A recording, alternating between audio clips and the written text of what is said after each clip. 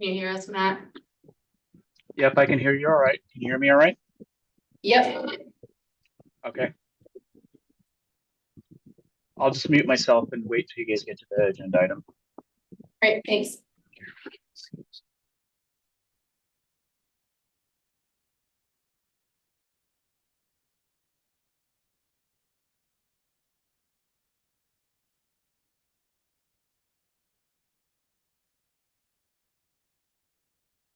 We'll call the meeting to order. All right, Hawkins. Yes. Burrows. Yes. Stocko. Yes. Moreno. Yes. Vargas. Yes. All right.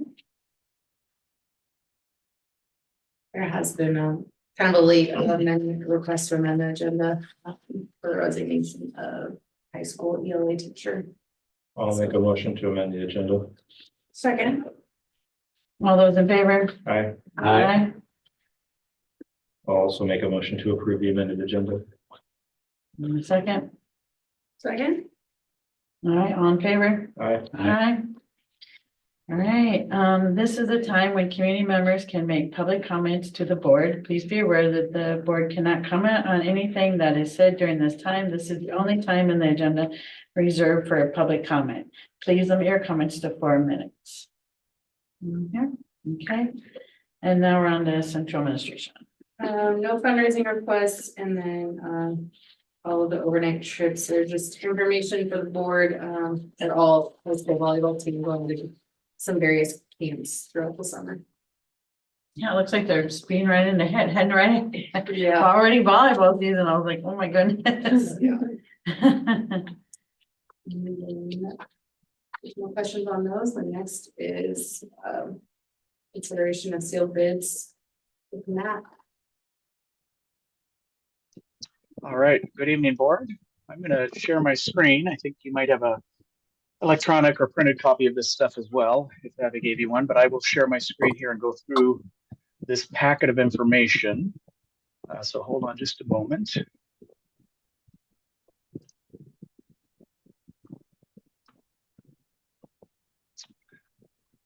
Let's see, I think I'm going to share the wrong one. Just a second. Yeah, this is the board pack that I just added. Sorry. Okay, there we go.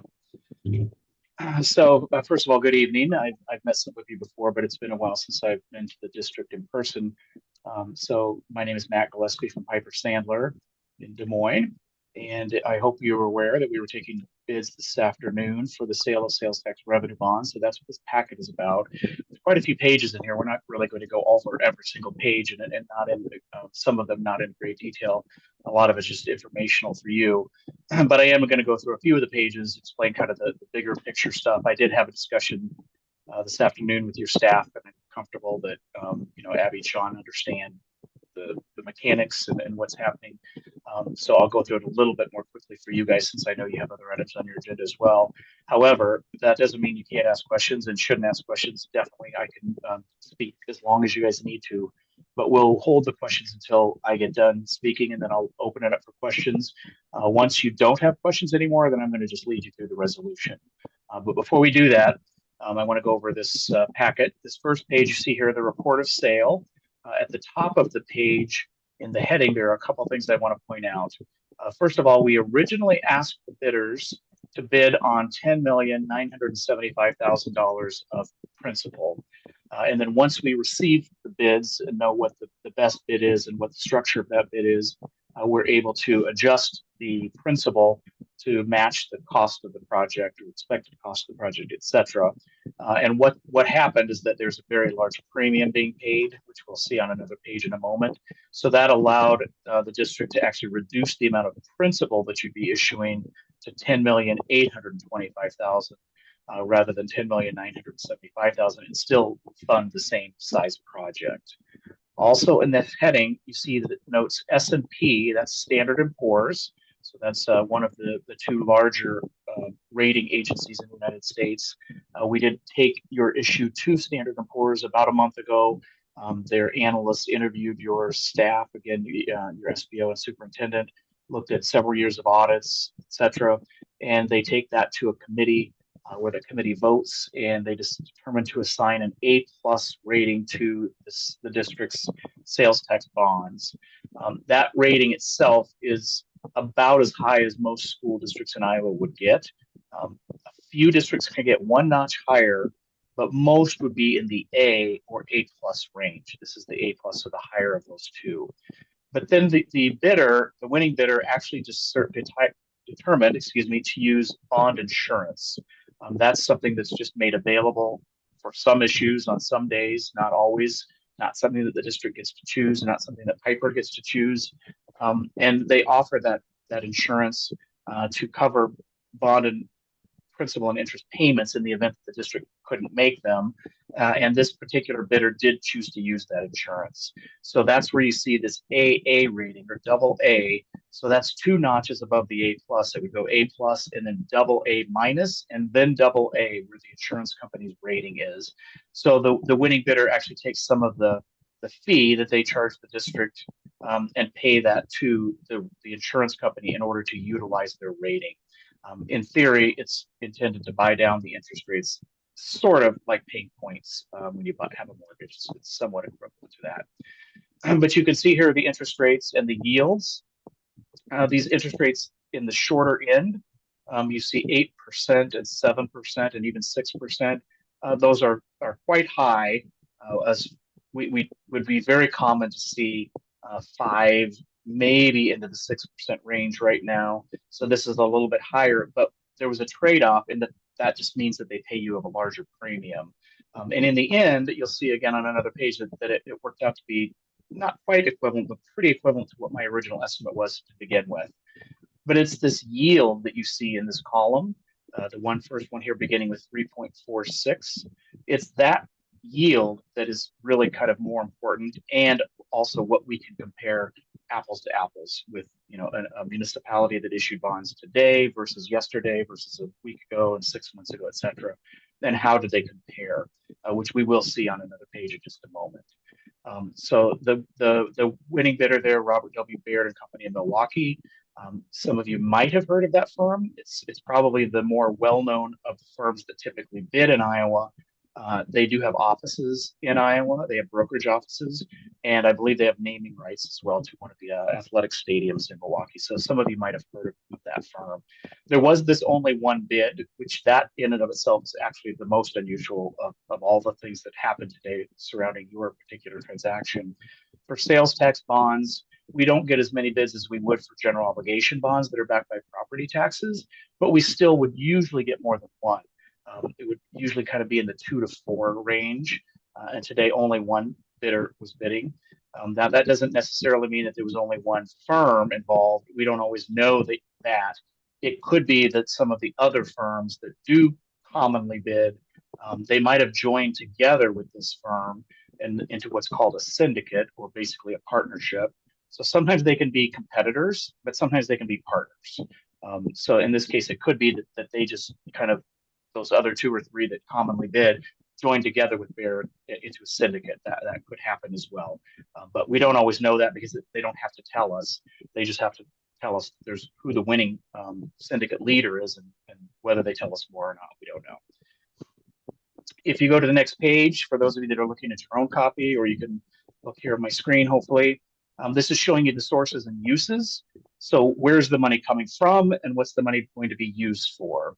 So the principal amount, $10,825,000. And because of those higher coupons or interest rates, that 8%, 7% range, that caused them to have to pay you this premium, which in this case was $189,566. So they pay that to you up front in a way to sort of entice you to pay them that higher interest rate. So the total amount of proceeds, $11,014,000. So of those funds, the underwriter's discount, so what they had factored into their bid, $273,228, and you see that includes the $34,800 insurance premium that they're choosing to use out of the fee that they're charging to pay that insurance premium. The costs of issuance, that's the combination of your attorney, which is Allers and Cooney here in Des Moines, Standard & Poor's for that rating, Piper Sandler, the company I work for, United Missouri Bank, all of those different professional entities that help the district through the process. And then another quite large number, a reserve fund, $1,082,500. So this is something that you would not set aside if the district was issuing property tax backed bonds, but these are not property tax backed. These are backed only by the district's certified enrollment and statewide sales tax. So when we issue revenue backed bonds, and a city might issue utility revenue, sewer, water revenue, the university sometimes issue dormitory revenue. It's very common for there to be a reserve fund. So it's kind of like a rainy day fund. Money, it's your money. You don't lose the money, but you can't touch it. It's basically not accessible to you until the bonds are paid off. And you can earn interest on it, spend the interest on sales tax related projects and needs, but you just can't touch that principal. And then when the bonds do get paid off, whether according to the schedule of the final payment, or you could refinance them early, restructure them early. There's a few options that you'll have. You could get that money back at that time. And then the bigger amount here, of course, what can you spend on the project? $9,529,000. To that, you would add interest that you will earn. So obviously on the bonds themselves, you're paying interest, but when you put this, $9 million in the bank, you're going to earn interest. You'll earn interest while the monies are sitting there idle during the construction project. So if the project gets delayed in some way and takes longer, you will earn a little bit more interest. If it happens very quickly and it doesn't ever rain or snow and things go really fast, you may not earn quite as much interest. But however much interest that will be, which would be probably maybe around $150,000, actually, I would guess, that is also bond proceeds that you would spend on the project or some type of sales tax related need. So it's the $9,529,000 that was the estimated cost basically that your architect had projected, or $9,525,000, I think. So you won't know for sure what that cost is until you take an open construction bids eventually. The next page is showing you the amortization schedule, so just the repayment schedule itself. There is a note at the bottom of this page noting that the bonds become callable in 2032. I'm going to skip ahead in just a second and show you that in another format. So I'm going to go to the next page first, though. Here again, you see those interest rates, the yield, which is what we can compare apples to apples with, and then the pricing, etc. But at the bottom of this page, you can see just some comparison of different yields from other school districts here in Iowa that have done just what you're doing today. So you can see, and I just pulled out kind of every 5 years, the 1 year, 5, 10, 15, and 20 years as examples. Where you see the dashed lines or the dashes, that just means that that school didn't have a maturity that equaled where you are, the 10 or 15 or 20 year, for example. So we can compare these for the most part apples to apples, but they were at different times. You see Hudson, very, very similar to your rates on the longer end, which are the more important interest rates since you pay those for a longer period of time. A little bit lower than yours on the shorter end. Wilton, also last week, both Hudson and Wilton. Wilton didn't have longer term bonds because they're not borrowing that much money, so they're going to pay it off quite quickly. But you could see their rates were a little bit lower than yours. Storm Lake, more comparable to what you had. They sold their bonds on May 21. And then you can follow over to 6 months ago at West Lyon in Northwest Iowa. At that point in time, interest rates were significantly lower. That's just kind of generally speaking. That wasn't just school sales tax bonds. That was just, most interest rates were lower at that time for a few reasons, but a big reason is because that was before we began this discussion of tariffs, which that discussion has put lots of uncertainty into the market. So on day to day, these bond buyers and sellers, aren't really sure where the market should be because they don't know where it's going to be tomorrow. So they're building in quite oftentimes a little bit of cushion, either through fees or slightly higher rates or something like that, to protect themselves in case rates go higher tomorrow than they were today. But pretty comparable rates overall when you look at those other schools that were issuing debt. So it's on this page that I wanted to point out again the call feature. That's this red line that goes across the middle here. So that's when the bonds become callable. So up until 2032, you can't change anything. You can't refinance the bonds. You can't restructure them. You can't just pay them off early. But once you get to 2032, or any time after that with 30 days notice, that's when you could begin to do those things. And it is very common for something to happen sometime after that call date. Very few 20-year bonds actually live out their life of 20 years. They get refinanced, they get paid off early, they get rolled into some other bond because school or city or county needs to borrow more for some other project, etc. But at the bottom of the page, in these yellow comments, I just put an example here. By the time we get to 2032, when those bonds become callable, we believe that the district has the ability, not that you're going to have actually done this, but you have the ability to have accumulated around $4 million in surplus capital and or sales tax.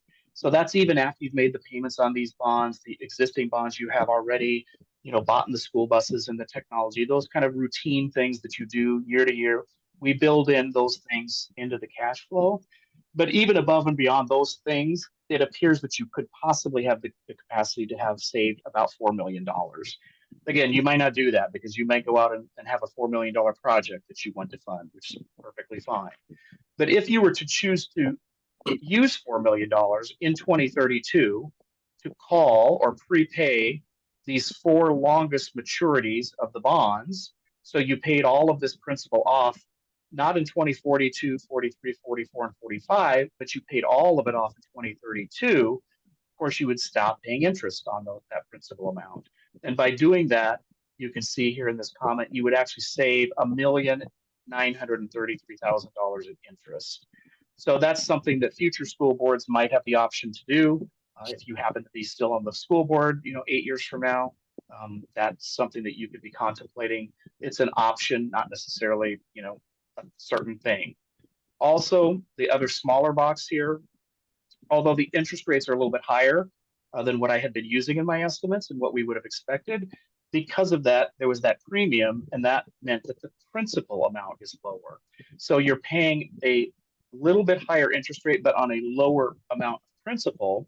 So what this little box is showing you is that in the end, the total principal and interest, if you never were to pay the bonds off early, there only is about a difference of $116,000 between what I had originally estimated, several months ago, and what this schedule here is showing you. So it's a little bit higher, yes, but we know that interest rates have risen in the last 6 months, so that's really no surprise, but not significantly higher. And you will have these opportunities to reduce the amount of interest you pay by, again, paying the bonds off early, refinancing, restructuring, etc. if those opportunities actually present themselves. The timeline for the transaction, we're pretty much through the end. The board's meeting obviously right now. At your meeting on June 16th, presuming that the board takes action here in a few minutes, you would be doing some more legal paperwork, very simple and straightforward. Your attorney fills all of it out for you, so you really are just approving it and kind of going through the motions. And then the bond money would come to you on July 2nd. So today you actually got what's called the good faith deposit, sort of similar to earnest money. That was a little over $100,000 that bidder has wired to your bank. But the rest of the money will come to you then on July 2nd. And you can invest that in whatever way, the board chooses to invest this, just like other public funds, general fund, capital, etc. So it's a fairly conservative thing that you have to be investing in, but you will start to earn interest on those funds. And you can also begin to pay your architect fees and start to pay construction costs, etc. And then the rest of the packet is really just the rating report from Standard & Poor's. I wasn't sure if Abby or Sean had given you guys a copy of it, so I included it here. I'm not going to read through it, but you can do that. I think you should sometime, not necessarily tonight, but just read through it at some point. It does have some nice things to say about the district, as well as the sales tax in general in the state of Iowa. It's quite a secure source of revenue. So you can read through that. And if you do ever have questions about anything that it says in there, you can always get a hold of me as well. So I'm going to go back to this first page that just shows the summary of the bid. And I'll open it up for questions that board members have. Anything about the process that we went through, what happened today, the interest rates, anything that you have questions about before we go to the resolution.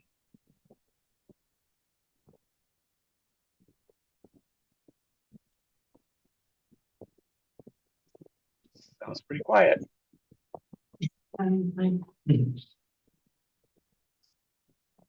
No, that was a pretty detailed explanation. I think it was very good. I think you covered a lot of the things that were kind of popping out as like, okay, well, what does that mean? You know, what's the causation of that number? You know, all those kind of things. So I think you did a very good job at covering Okay. it for us. Good. Well, at any time, if you have questions, whether that's later tomorrow, a week from now, a year from now, or citizens, maybe more importantly, citizens ask you questions, they're not sure, exactly what happened and you don't know exactly what happened. Definitely, if you can't answer the question, pass your questions on to Abby. She can typically find me just about anywhere I might be around the state at any given time. We want to make sure that your questions are answered and that you don't have misinformation or miscommunication, kind of circling around the community. So for sure, ask questions at any time. So what I'm going to do then is go to the resolution. It is acceptable for me to paraphrase that resolution. One of the board members can so move what I say if you choose to do that. Another board member can second that. And then if you do get a first and second motion, it does require a roll call vote. So the question before you, or the resolution before you, excuse me, is directing the sale of $10,825,000 of school infrastructure sales services and use tax revenue bond series 2025 to Robert W. Baird and Company of Milwaukee, Wisconsin. So moved. Second. All in favor? You gotta roll Aye. call vote. Well, roll call vote, never mind. Akin, Yes. Burrows, Yes. Delco, yeah, Moreno, Yes. Vargas. Yes. Okay, that was all that you needed to do tonight from a legal standpoint. As I noted, if you have questions anytime, do not hesitate to ask those questions. Abby and Sean, you guys also are going to start or continue to get emails from people in my office, from Allers and Cooney. If you guys have questions at any time, definitely do not hesitate to pass those along to me. And we will be contacting you again, Abby, as I said, on June 2nd, actually not June 2nd, but July 2nd, to just confirm that the funds were received. So good luck with your project. Congratulations, and have a good night tonight. Thank you. Thanks. Thank you, Matt. Yep. That's great.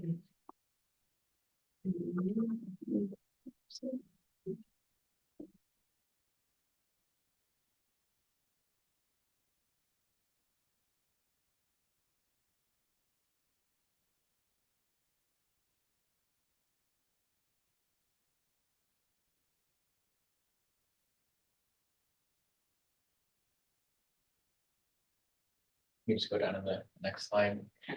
Thanks, everyone. I'm Brady Dorman with OPN Architects. I think I last spoke to you back in February. So right now we're right in the middle of our design development phase. We kicked off our project back in December. We've completed our programming and schematic design phase where we kind of really determined the parts and pieces of the project. Now in design development, we're really focused on kind of the getting more into the details of structural systems, mechanical systems, materials, finishes, things like that. Our next phase will be construction documents, where again, we're really focused more on the documentation side of things. For producing bid documents. During the overall design process, we have 3 cost estimates built in. So we've already completed one that we concluded at the end of schematic design. And then we'll have another one coming up at the end of June when we issue our 100% design development documents. And then we'll also have one at, we call it 65% CDs. So a little bit before we're completely done, just to get one final estimate to kind of gut check before we issue drawings for bid.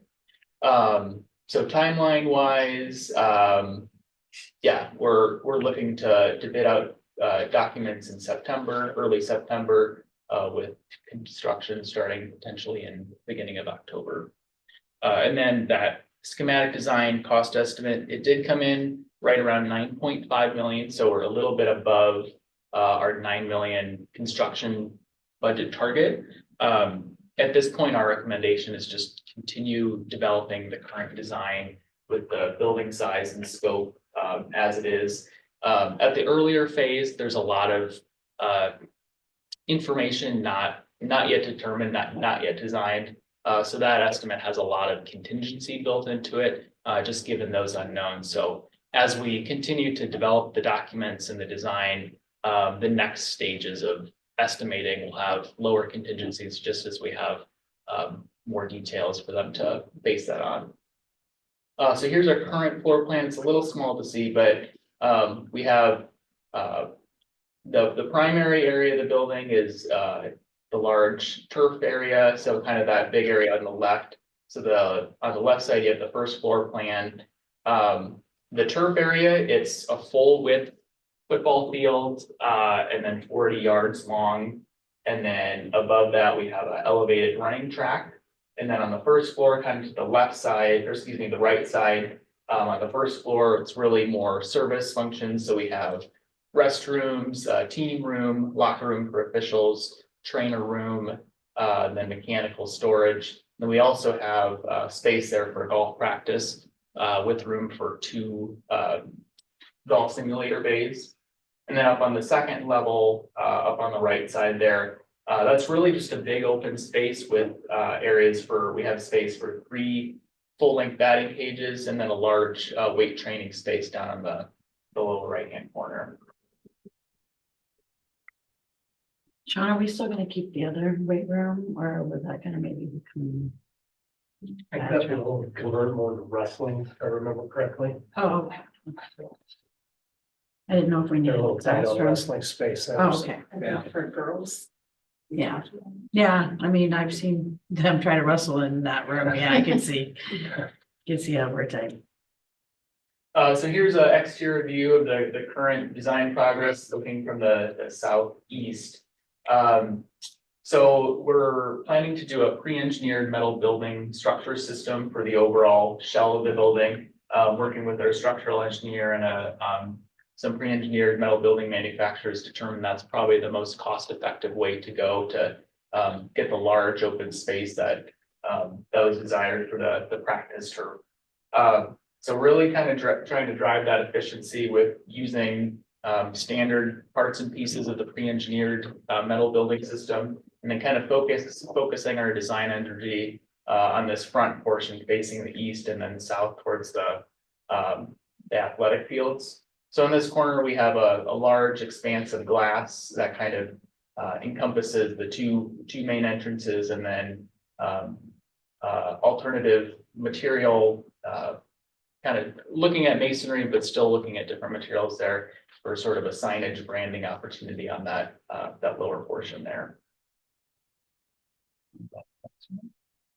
This is just another exterior view looking from the kind of the northeast. So there you see we are planning a connection to the existing high school.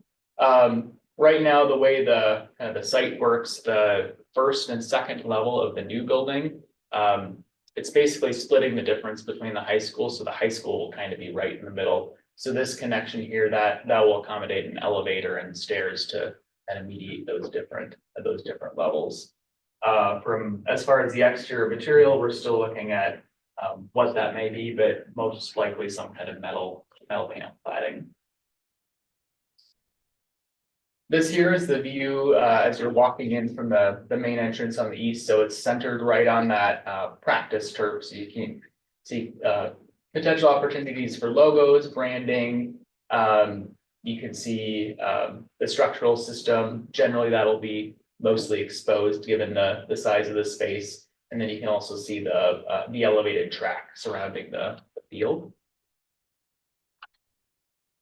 This here is just a view of the same space looking back towards the east. So you see the entry centered in the middle. On the lower level, it's mostly enclosed spaces for, again, the restrooms, locker rooms, things like that. And then up on the upper level, we have an open space for the batting cages on the left side, and then weight training on the right. And this is one final view, just looking at from the track level, a little bit closer to that second level space. So we're looking at different options for a screen wall element between the track and the batting and weight area, so there's still visibility, but you get a sense of separation, and just we've had discussions during the process of this desire for being able to kind of keep things keep different areas closed off for security purposes and things like that.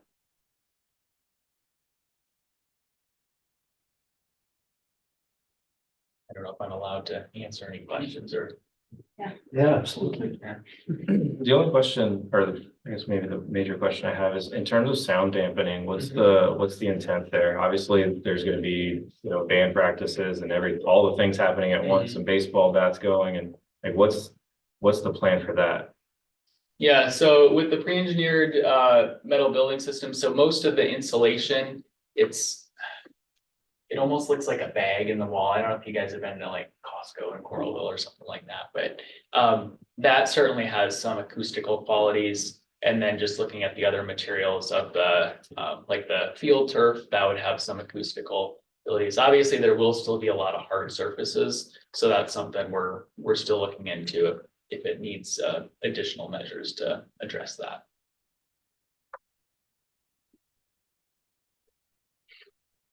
Yeah, I would just acknowledge the team effort in this, the coaches, Sean, athletic director, you guys, and the way the process has gone. I know, Carol, we've enjoyed participating in it. I've been involved in other projects where that clearing wasn't always available. So I appreciate that, Sean, and the way you've led it. I like your style where you're like, hey, if you don't understand it, you admit it. And don't act like the expert where you're not. Happens quite a bit. Same here, previously on that bond thing. So, yeah, and I appreciate you guys' style too, and how you're approaching things like the possibility of solar and those kinds of things that you're looking at. Absolutely. Yeah. Yeah, we've enjoyed the process working with you guys so far. Okay, just because I don't understand the materials, it's gonna always be turf, like it doesn't roll, you can't do any other courts here, right?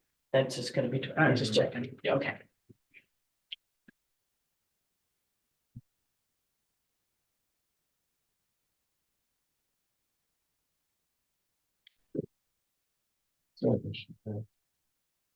Yeah, that was the only one I was just thinking about usage and so. Oh, and the placement and everything is squared away with like the heating, the ducts, like we're not gonna, Geothermal. yeah, all that stuff got squared away and we're all good with placement. Yep, shouldn't be an issue. Yeah, the geothermal, they found the channels that was running underground and it'll mainly be, well, it'll all be running to the south. Yeah, So the footprint of the building will sit north of that, between the geothermal lines and the high school. So it ended up working out pretty well. yeah, we kind of lucked out with that. I mean, the size of the building that we were initially planning for and kind of the available building space between the high school and where that infrastructure started, it really kind of lucked out, so. Okay. All right. Thank you. Thank you, Brady. Appreciate it. Thank All you. right, we'll see you guys tomorrow.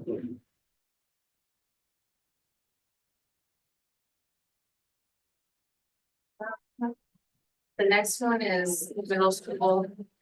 Baby wasn't able to attend due to emergency, so I have her slideshow in the packet for you guys to look over, and if you have questions, feel free to shoot them to us or her, or whatever. Us. Means it's new. That's good. First of all, Jake, nice shirt. I wear it, like it. I would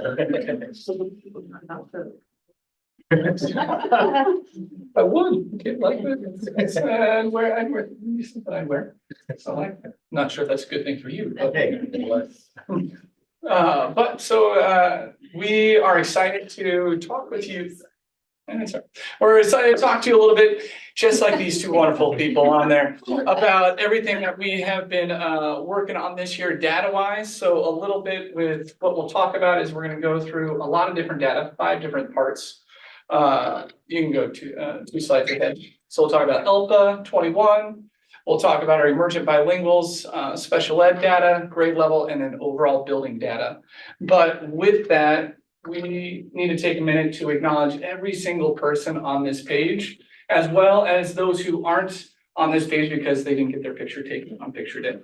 Otherwise, they would be on here as well. But we are extremely proud of every single one of these individuals, because without them, none of the data that we're gonna show you is possible. It really is because of all of their hard work through a lot of new initiatives this year that has really led us to some really awesome growth this year that we're excited to talk to you about. But really, it's through the last 9 months and their hard work and dedication, which is just needs to be commended. So this is all because of them. So we're gonna start looking at our ELPA 21 data. The ELPA 21 measure is the spring assessment that our English learners take annually every year. And this year we got our data back a couple weeks ago, but we were able to exit 16 students from the EL program this year. Last year we exited 12 and 2 years ago we exited 13. So this is the most that we've had exit the English learner program for the last 3 years. So that's super exciting, with the most coming out of 3rd grade. And then when we look at that data by grade level, thinking about proficiency for English learners at each grade level, this is kind of how it breaks down. Proficiency here, we're looking at our FAST assessment that we take 3 times a year, K4 in our building. And so you can see that breakdown of students who are proficient that are emergent bilinguals or learning English as their second language in the elementary. And then when we look at that growth data for our emergent bilinguals moving forward, 2 years ago, we had 21% of our emergent bilinguals proficient on FAST in the spring, and that's been the same for the past 2 years. And this year we're able to grow that number by 14%, and 35% of our emergent bilinguals were proficient this spring. So it's very exciting that we're trending in that positive direction. And go back just one more time. That is equal to 56 students that are proficient currently. And you can see those numbers. So while the total number of emergent bilinguals has shifted, give or take 30 in the last 3 years, we've been pretty consistent in that 30 range, and we saw 56 students this spring be successful. So excited about that moving forward. The second subgroup that we're going to look at and take a dive into is our SPED data. These are 2 subgroups that are important to our district, and we have bigger numbers in both of these 2 subgroups. So that's why we're kind of focused on those. Up at the top, where next to the data where it says fall accuracy and spring accuracy, this would be looking at students in grades 2 through 4 who have an IEP. And this again is using FAST, our FAST data. And we want students to be 95% accurate, because until they can become accurate readers, it's harder to become just a fluent reader and being able to comprehend then what you're learning if you're not an accurate reader first. And so we look at that accuracy because that happens before our fluency starts to catch up. So in the fall, our students with IEPs were on average 64% accurate. And in the spring, our average accuracy was 81.3%. So our students with IEPs overall grew a ton in their accuracy over the course of the year. We had 12 students who K4. There might be 2 students that were counted in here that actually exited their IEP, which we'll talk about here in a minute, which is exciting. But they were proficient as well on the spring FAST. So for our students who have IEPs, total, we had 22% of them be proficient in the spring on FAST. The chart that you see in the middle takes a look at, compares our students with IEPs to our students without IEPs by grade level and what their growth on average was in their score from fall to spring. So if a student in kindergarten in the fall scored a 25 And then in the spring scored a 65, that would be a 30-point growth from fall to spring. And so we averaged out what that looks like for all students. You can see in the first column, students with IEPs in the second column, and then students without IEPs in the last column. And particular for grades K2, you can see that those growth numbers on scores from fall to spring were very similar to students without IEP. So that was also very exciting to see for that subgroup of students moving forward. And last but not least, we want to touch on the really exciting stuff for students with IEPs. Pre-K4, we had 3 students that completely exited their IEP this year and are no longer receiving those special education services. And then K4, we had 4 students who exited at least one goal on their IEP. That would be an academic, math, reading, or behavior goal of some sort. So we had 4 students that exited at least one of their goals. And then 4 students exited the speech goal on their IEP as well.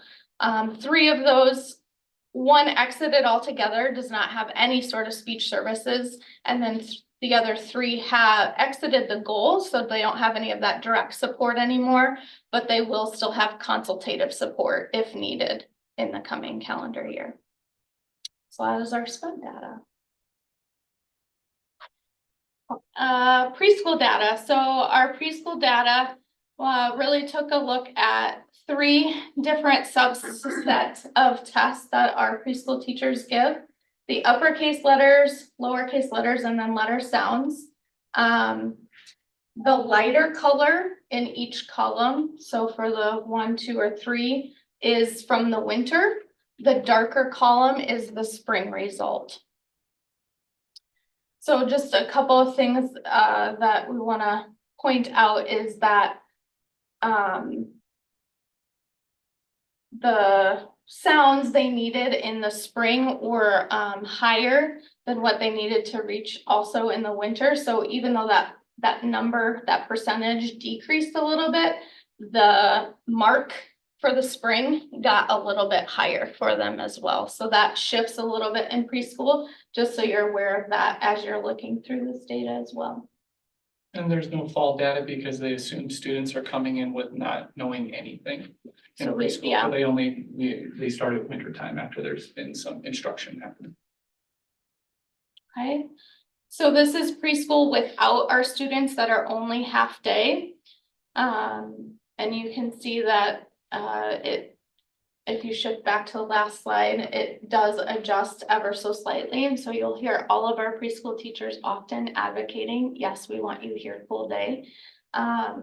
And the other data that is not in here is any of our 3-year-olds that are attending preschool because they have an IEP. We did not include their data in this because it wouldn't be appropriate to do so.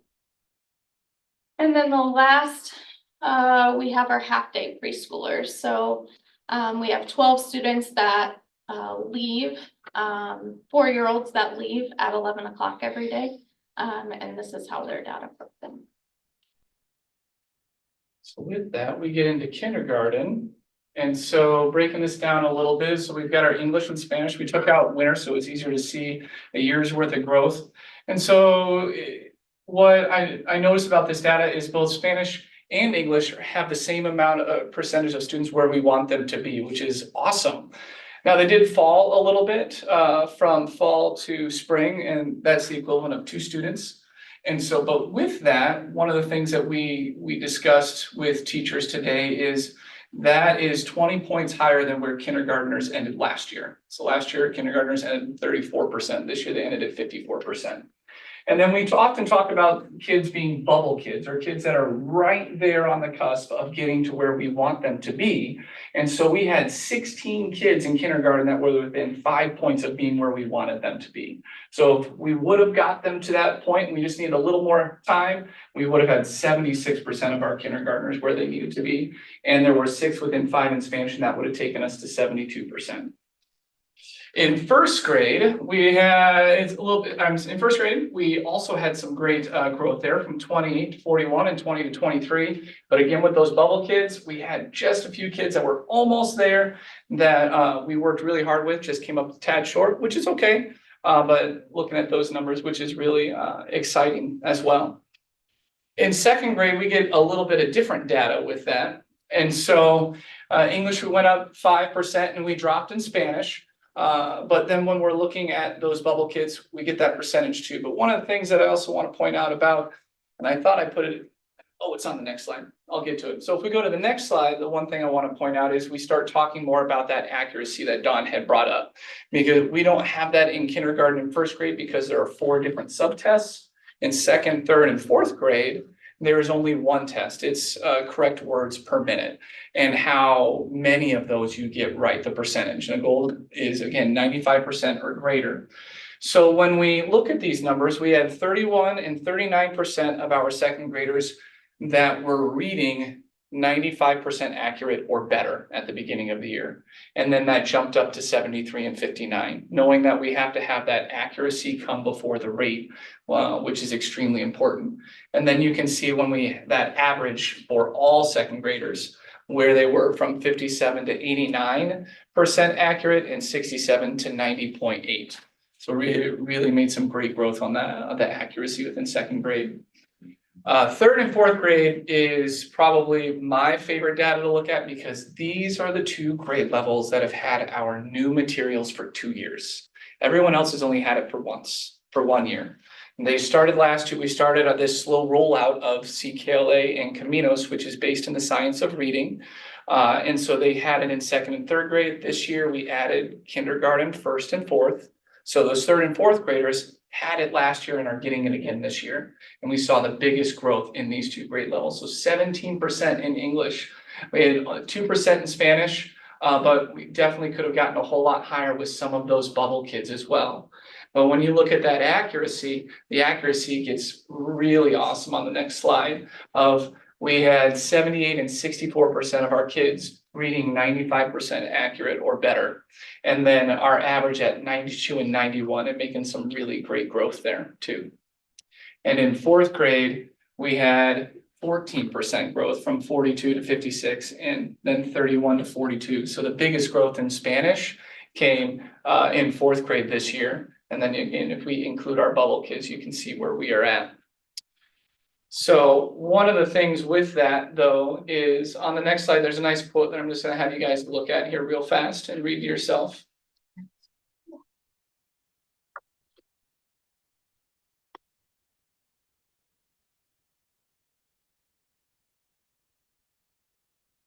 So this is from a book, Learning by Doing, that our guiding coalition did a book study on this year, and that we're going to be partnering with Solution Tree next year as an entire district.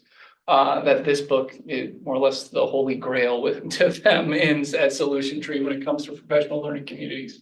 But it really gets at the heart of what we said at the beginning is we all have to work together because together we are better. No, if you want to go fast, do it alone. But if you want to go far and do it right, you got to do it together. And so that's what we're really preaching. So our goal this year as a building was to increase our percentage by 8 points. Last year it was 5, and we challenged ourselves while we didn't reach that goal, we only increased 3% last year. We knew we could do better. So we wanted to go to 8 this year and push ourselves. And before we show you how we did, on taking the next slide, because like we started with teachers, those are all the kids that are now reading where they need to be. Where we increased by 58 students this year, and because of that we went up 9%, which is awesome. And that is the first time before COVID that every single grade level is at 40% of their kids on grade level or better. And so when you look at that, we only did the 3 years because that's the 3 years that we've gone back that way. Then you start getting the COVID and all that, but how we have increased steadily and how we are going to continue to do that together as grade level teams as the entire school and ELC into next year and beyond that. So just really exciting, really excited. everybody. It was awesome talking with teachers about it today. So they gotta find out for you, which is what should happen. Yeah. What questions do you have for us? I think you answered one I had about the science of reading, because you had introduced that earlier, and yeah, to see the results is exciting. Yeah, we're partnering with the AEA to do letters training. I don't remember what letter stands for off the top of my head.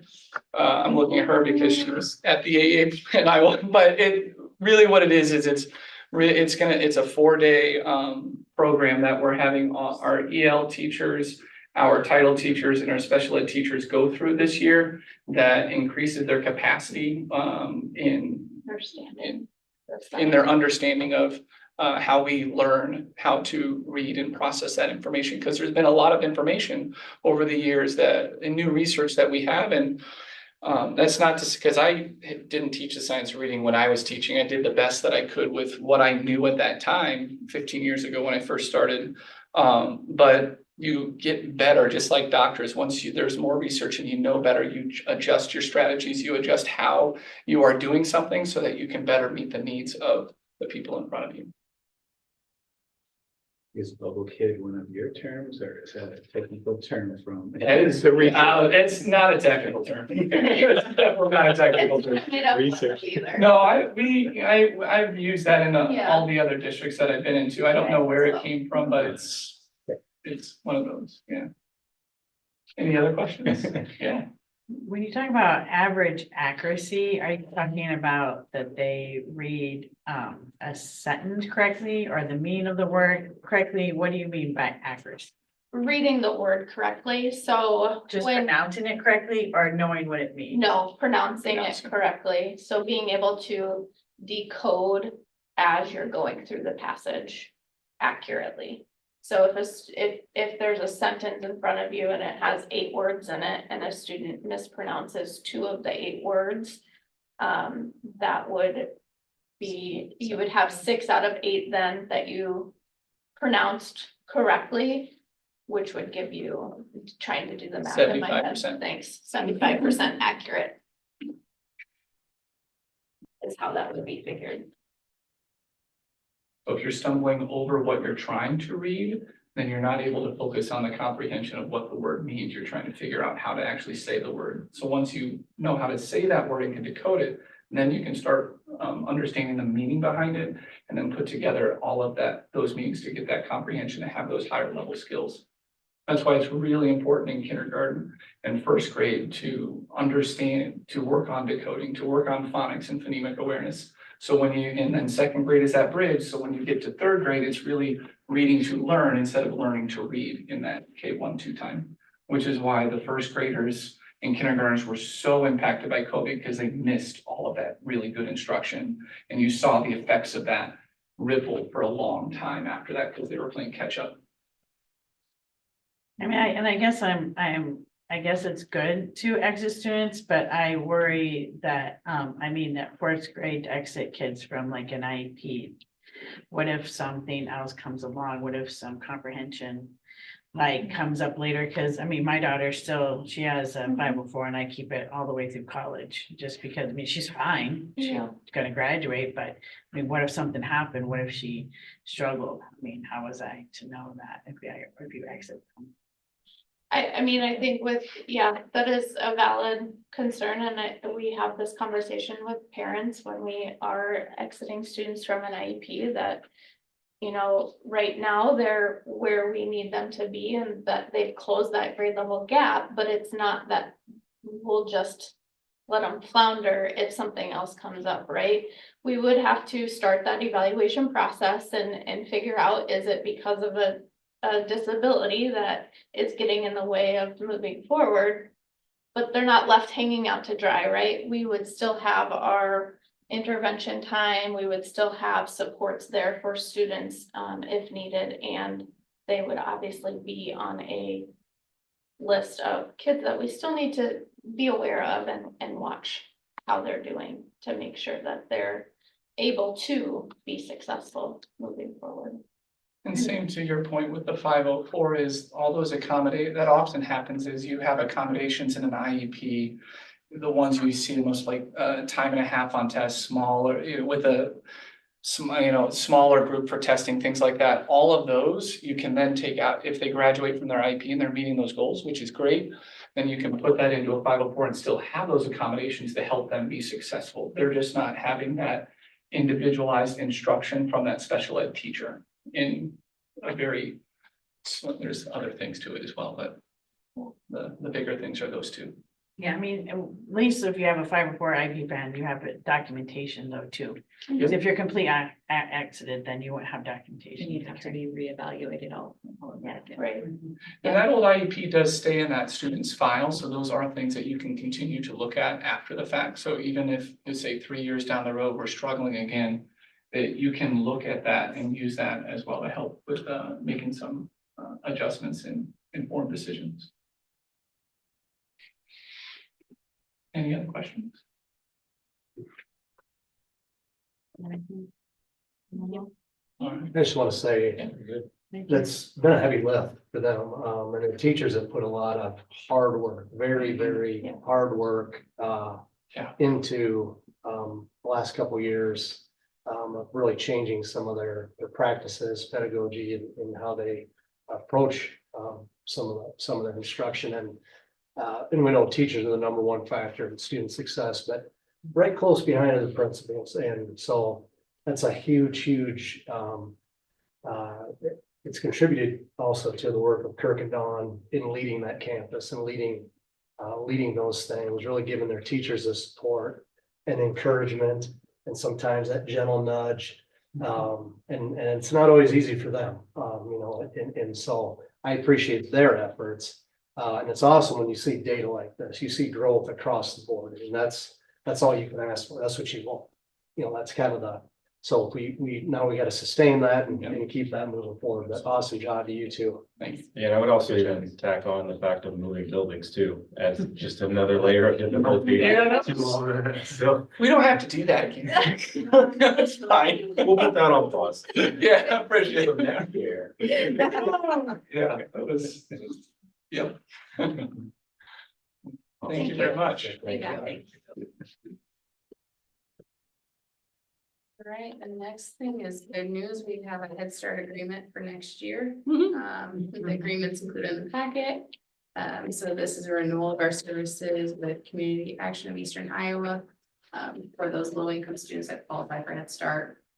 They're allowing us 34 spots for next year. I know there's always the possibility of more if we have more need and they have spots in other places. Did we have 34 last year too, or did we have? had more? The Yeah, current it year- was 34 to start, and then they allowed us. allowed us to go up to 42 since they had other spots from other buildings in districts that they didn't fill that they wanted to fill, so they gave them to us. So it's possible that would happen again this next year. Do you have any numbers? Like, I know, has preschool registration even started? I know some of the. Yeah. Yep. Yeah, so I haven't looked in like 2 weeks, so it might be old data. I haven't looked in 2 weeks, it'd be old data. But including if we include the 3-year-olds coming as well, because we have to have slots for them too. I think we're at 63 right now. So it's a smaller class for sure. It's smaller than the current preschool class that we have. 63, I mean, do you think it would grow significantly, or do you think that's probably gonna? Oftentimes August, you get a lot of, August is always the wild card because you never know. But we definitely had we had more registrations last year at this time than we currently do. So I don't know exactly what that number is, but enough so that we were preparing 5 classrooms instead of 4 classrooms like we are for next year. Each classroom has about, I think, between 15 and 16 students in it, including 3-year-olds for 4 classes as of right now for next year. So the funding is solid then, because last time it was a big question. I'd say since they're sending this out. Yeah. It is. They're confident in that for sure. And that other grant we had mentioned, the shared visions, they've kind of put a pause on that. Basically, everyone that's currently getting it this year, they should have had to reapply for next year. Now they extended that to anyone that's currently getting it 1 more year. So we'll see if something comes out next fall, spring, the following year. Hopefully. And the new one that parents have asked me about, that the governor signed, the daycare school partnership, is we don't qualify for that because we would technically be both. It has to be two separate entities for that to work. So, I was sharing with Carol this oral health practices. I worked at the Head Start, and Yeah. did they do the toothbrush yes, thing? yep, Okay. yep, we teeth brushing every day after the lunch, recess, teeth brushing, and then nap time. No, that was the teachers did not like to watch teeth get spit. We don't have there's, I didn't necessarily enjoy doing all of that. It does happen, yes, it does happen, yes, for sure. Carol has offered to help train, because toothbrushing is a real art to do it right. And she's offered to help any way she could. Awesome, thank you.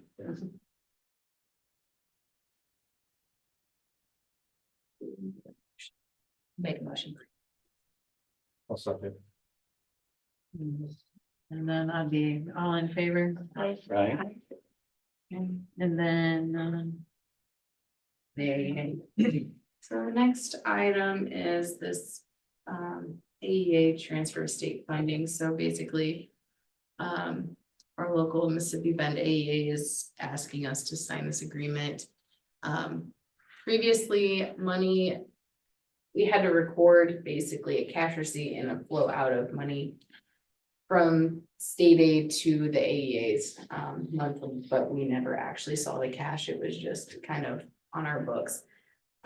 Now with all the changes, the money is coming to us, and then 90% of that has to be sent to the AEAs. So now this agreement is just basically saying we don't have to wait for the board to approve every month, that we can send this money within 5 days of us receiving it, we will send it to the AEA.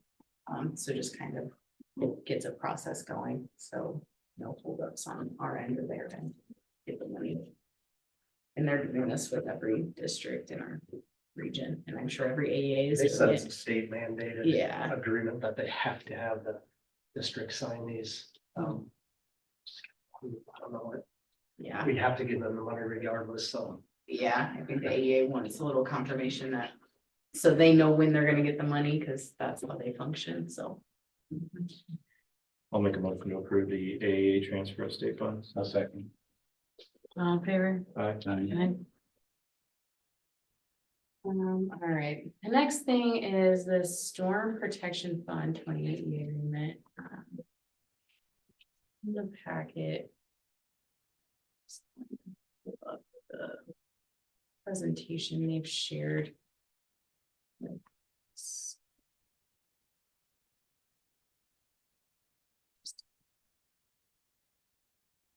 Why we're doing this. So basically the insurance companies have changed to require a 1% deductible on any wind or hail damage. But this 1% applies to buildings separately. So when we had the damage last year, was that last year? To the elementary, no matter what building had damage, we had to pay one lump sum, $25,000 deductible. Oh, yeah. That covered the entire, Yeah. if something happened at the high school, elementary, didn't matter, it was $25,000. So now this 1% deductible. Let's say the road comes off the elementary, now you have to pay. Now you have to pay. Storms tomorrow, we're talking about the. So we have to pay 1% of the elementary building cost as a deductible, and then 1% of the contents inside the building. And then let's say also there's some damage to the high school, so then it's 1% of the high school's value added on to that, which, as you can imagine, could get pretty costly. And we pay all of our property insurance out of the management fund. We can basically control that levy, but it's very hard to predict this. Like, you're not gonna throw in hundreds of thousands of dollars into this when you don't really know what's gonna happen. Plus, now with the new stuff going through the property tax bill, a part of that is they're limiting school districts levy or how much money they carry over in their management fund per year. So if you can't build up a balance in there, you can't really fund this stuff if it were to happen.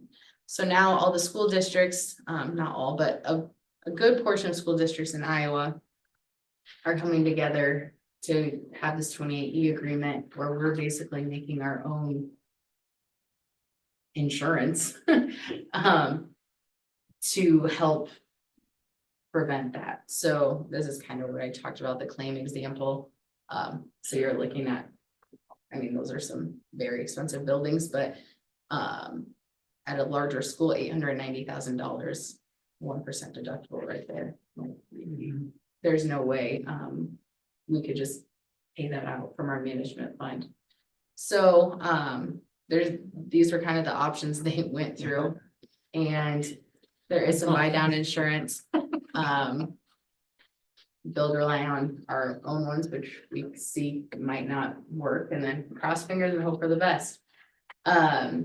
So it's basically a pooled loss fund. They determine based on enrollment sizes how much each district would contribute.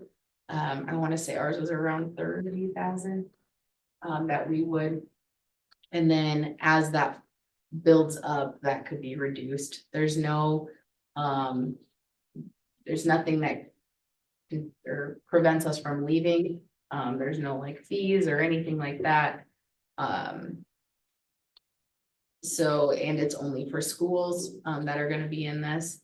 So kind of have each other's backs in that sense. And then, like I said, they can make changes year to year. Like, let's say our balance gets up to kind of where we think it needs to be.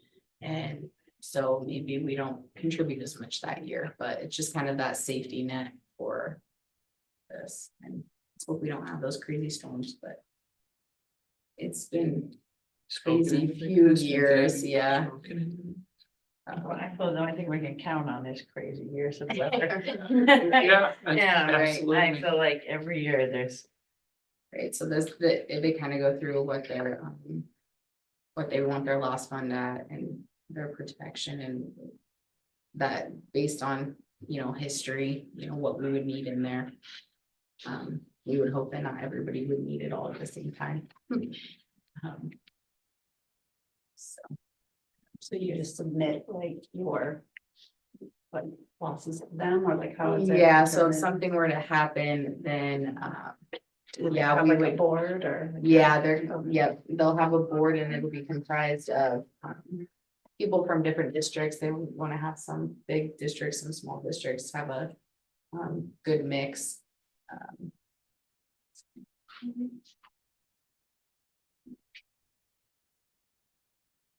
So right now, I mean, they're still kind of in the planning phases of how the board's gonna go together, but they kind of want an idea of how many school districts are joining in order to kind of determine what we need. Yeah, there's a list of initial. Is the EMC that insurance company is that? You're familiar with them? Apparently EMC. they're. EMC is who holds our property insurance, yes, and who holds a big portion of all the school districts in Iowa. So that's why they're kind of stepping up. Well, no, this is separate from EMC. So EMC is the ones putting this 1% deductible. So now the school districts, and this is led by Jester, which is one of the insurance agencies that they use EMC a lot for theirs. So we work with them. And this is also brought on, you said, because of that they're talking about changing the property tax and, right?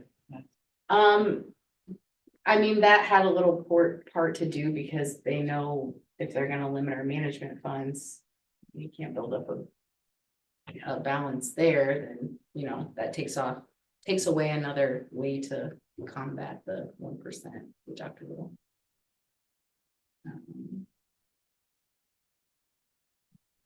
So the motion is to participate in the fund, and then Yes. from there we get more details of a different vote maybe then?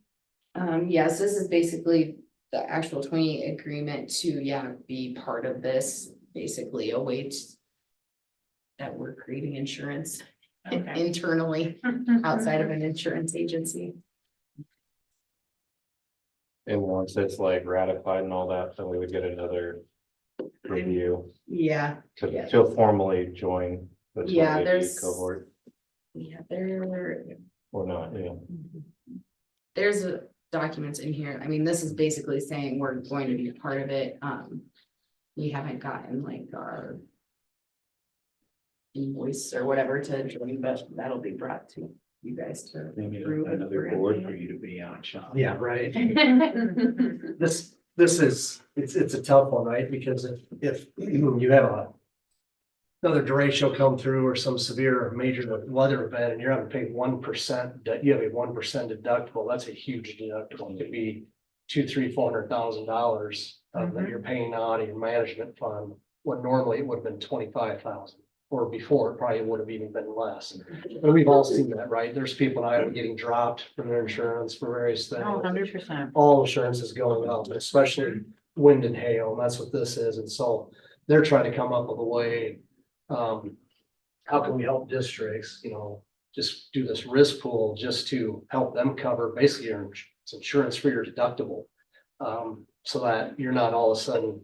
It is a sad day, but Yeah, it's yeah, you true. get a catastrophe and now your management fund is eaten up. Yeah, And you still have other things that come out of your management fund. And now you're sitting there scrambling, taking money from your general fund. And I mean, it's fine if you're sitting well, but if you're, you're kind of right there, when your balances are kind of low and, that could really sink a district if you did have that catastrophe come through. And so that's what this does. It gives districts at least a little security there. I mean, obviously it's at a price.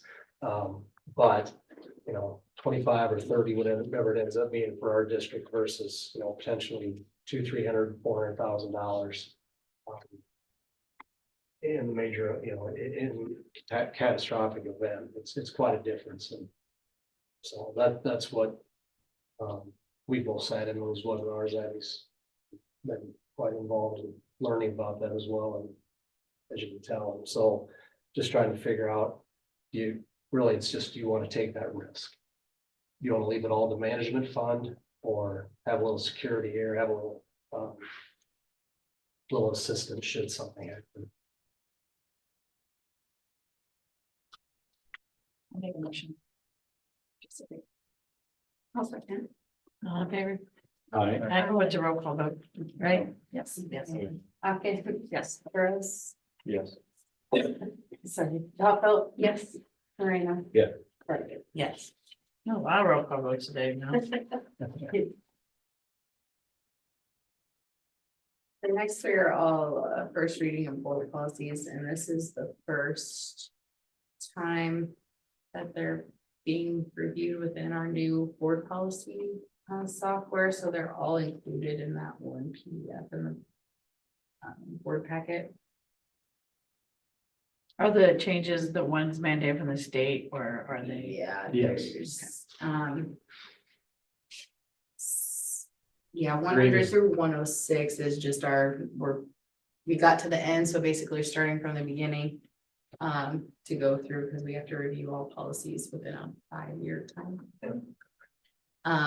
And then the 605.08, that is a new one, right? I think it's with AI stuff. Yes. And then the 704.02, so that was something that when we did, when we're going through all this bond stuff, this is one that they asked us to update. Allers did and gave us this example policy that just goes more into debt on bond debt and issuance and all that stuff. So that's directly from them as well.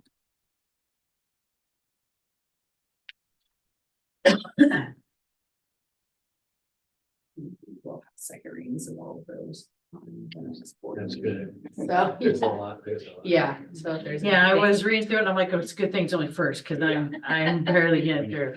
Yeah. And you were saying the green is mandate. What were you saying about the different coloring, John? That's the ISB updates. Oh, okay. That's just the language It's getting changed, struck. Okay.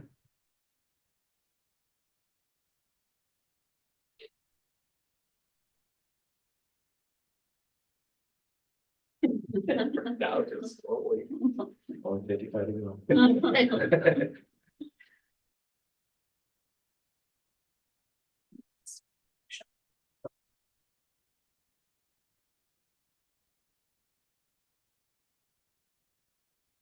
A few commendations for the report today. So we'll get going on those. For Miss Maria, I want to commend Walter Ponce. He was chosen as the RBC Boys Soccer Coach of the Year. So very well deserved accolades for him. As well as Nick Friends was voted the RBC Boys Golf Coach of the Year. So a lot of success and well-deserved accolades for those two this spring for their coaching. And then congratulations to Peyton Moss. She won the 100-meter wheelchair state championship for back-to-back years, the state event. And then Riker Dengler was the 400-meter hurdles state champion. So big accomplishment for him as well. Then our boys golf team made state, and they ended up placing 10th as a team at the state meet. So kudos to them on their hard work. Quite an accomplishment just to make it to state. And kudos as well to all the other athletes, student athletes and coaches on their spring success. It's been a good spring so far. Wrapping up, I think we have soccer boys are playing at state as we speak. So kudos to them for making it there. I hope they're doing well. All right. That half. Hopefully they come back and can take care of business there. But pretty amazing. This is the 6th straight year that our boys soccer team has made it to state. So best of luck to them in the second half of their game today. Congratulations to our elementary, middle school, and high school on their outstanding achievements this year. As you heard from Kirk and Dawn, some, we meet and talk about this stuff in the summer, goal setting, looking at data, reviewing those things. Buildings go back to the BLTs, come up with their specific plans. I know they have a lot of dedicated time throughout the year. We added on that half hour PD on Wednesdays for our early outs. And so they're putting that time to very good use. And it's great to see their efforts paying off across the board. So kudos to our teachers and all their hard work, as well as the administrators. And then from Mrs. Arthur Miller, she wants to say thank you to all the teachers for their work with the seniors, as well as a special thanks to Meredith Shantz, Megan Forbes, Steph Ramsey, and Andrea Schulteis and the office staff for all their behind the scenes work to make graduation run smoothly. And I would just add to that, thanks to Brian Rance, Mrs. Smith and Mr. Simpson and band's choirs, the custodians, everybody who cleans up, sets up, and then also to Brenda, Mrs. Arthur Miller does a great job of planning all that with them, coordinating everything to help make that run smoothly for our graduates. And then last, obviously, congratulations to a graduating class of 2025. Outstanding class, and I just want to wish them the best luck with their future endeavors. So today. I have an acknowledgement too. So the West Liberty Dreamcatchers hosted their annual golf tournament. And the West Liberty Community School District team won, led by Sean and and I have this really gaudy trophy. It has your name on it. I was gonna bring it, but I didn't, but I'll give it to you. You can display it in your office. We were victorious. Yeah. Yeah. For some reason, we had a good team. We had a very good team. That was a windy day. It was not easy. So, yeah. Fun tournament. Thanks for putting that on and Yeah. great, Thank you. great organization for those kids. Yeah. Yeah.